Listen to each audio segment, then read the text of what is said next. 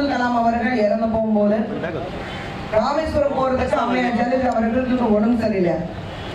ஆனா விருந்து கொடுக்கறதுக்கு உடம்பு நல்லா இருக்கு.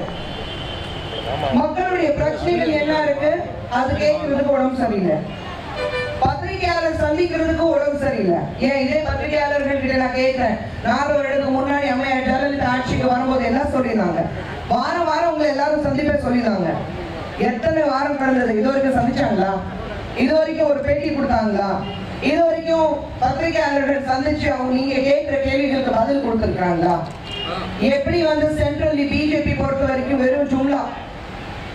அவங்களே சொன்னாங்க, அமித்ஷா அவர்களே சொன்னாரு, கருப்பு பணத்தை திரும்பி கொண்டு வருவோம். அத அந்த நேரத்துல பிரச்சார நேரத்துல ஏதோ நாங்க சொல்லிட்டோம், அது முடியாத ஒரு விஷயம். அப்போ மக்கள் ஏமாற்றுறதுக்காக போய் பெத்தலாட்டம், இதுதான் உங்களுடைய கொள்கை இருந்தது. இங்க தமிழகத்துல அம்மையார் ஜெயலலிதா ஆட்சியில அதிமுக அப்படி மக்களுக்கு என்ன பண்ணிட்டு இருக்கீங்க? இன்னைக்கு மக்கள் எந்த அளவுக்கு கஷ்டப்படுறாங்கன்னா யாருக்கும் பாக்குறதுக்கு நேரம் இல்லை. ஏன்னா அவங்க அவங்களே பாத்துக்கிறாங்க. மக்கள் ஏதோ ஓட்டு போட்டாங்க, மக்கள் அவங்க தேர்ந்தெடுத்துட்டாங்கிறதுக்காக நாங்க எங்களை பாத்துக்கிறோம். மக்கள் கேட்கிறாங்க என்ன? இதே தொலைக்காட்சியில அதிமுக சார்பாக நாஞ்சல் சம்பத் அவர்கள் பேசும்போது சொன்னாரு, அவங்க எல்லா நன்மைகளும் எல்லா திட்டங்களும் தயாராக இருந்தது. ஆனா அம்மையார் ஜெயலலிதாவுக்காக காத்துட்டு இருந்தோம்.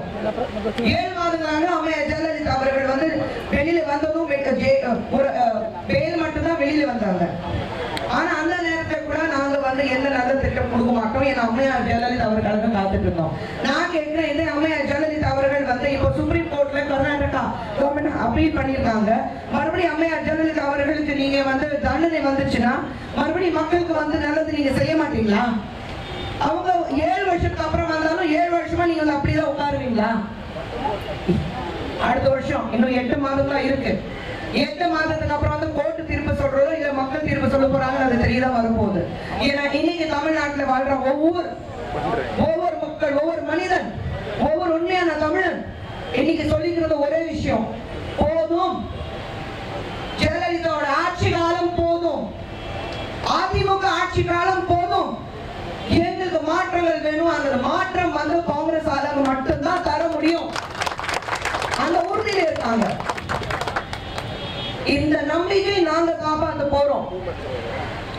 மக்கள் என்ன கேட்கிறாங்களோ, மக்களுக்கு என்ன வேணும், மக்களுக்கு எது செஞ்சா நல்லா இருக்கும் அதை புரிஞ்சுக்கிறது ஒரே கட்சி காங்கிரஸ் மட்டும்தான்.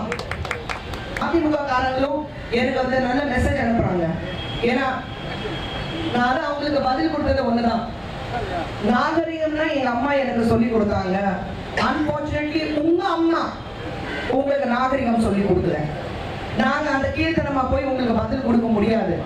இதுதான் பிஜேபி அதிமுக. உண்மைகள் சுட்டி காமிச்சா உண்மையில தெரியும், அதனால வலிக்குது, அதனால இந்த மாதிரி கீழ்த்தனமான வார்த்தைகள் பயன்படுத்திட்டு இருக்காங்க. ஆனா காங்கிரஸ் பொறுத்த வரைக்கும் நாங்க அப்படி கிடையாது. உங்க அளவுக்கு கீழே இறங்கி பதில் சொல்றதுக்கு நேரம் ஆகாது. ஆனா நாங்க அப்படிப்பட்டவங்க கிடையாது. எங்களுக்கு அன்னை சோனியா காந்தி அவர்கள் அப்படி சொல்லி கொடுக்கல, ராஜீவ் காந்தி அவர்கள் அப்படி சொல்லி கொடுக்கல, அன்னை இந்திரா காந்தி அவர்கள் சொல்லி கொடுக்கல, ஜவஹர்லால் நேரு சொல்லி கொடுக்கல, மகாத்மா காந்தியும் அதை சொல்லி கொடுக்கல, காமராஜ் அவர்களும் சொல்லி கொடுக்கல. அந்த 2016 வெற்றி நமதே நான் சொல்லி கண்டிப்பாக மக்களுக்கு காட்டலாம் போறோம். அது வரைக்கும் போராடுவோம், ஜெயிக்கிறதுக்கான எல்லா வழிகள் தேடுவோம். அண்ட் ஒன்னே ஒன்னு சொல்ல விரும்புறேன் காங்கிரஸ் தொண்டர்களுக்கு, இங்க இருக்கிறவங்க மட்டும் இல்ல, தமிழ்நாட்டில் முழுவதும் இருக்கிற காங்கிரஸ் தொண்டர்களுக்கு, வெற்றி நமதே, அதுல எந்த சந்தேகமும் வேண்டாம். வணக்கம், ஜெய் ஹிந்த்.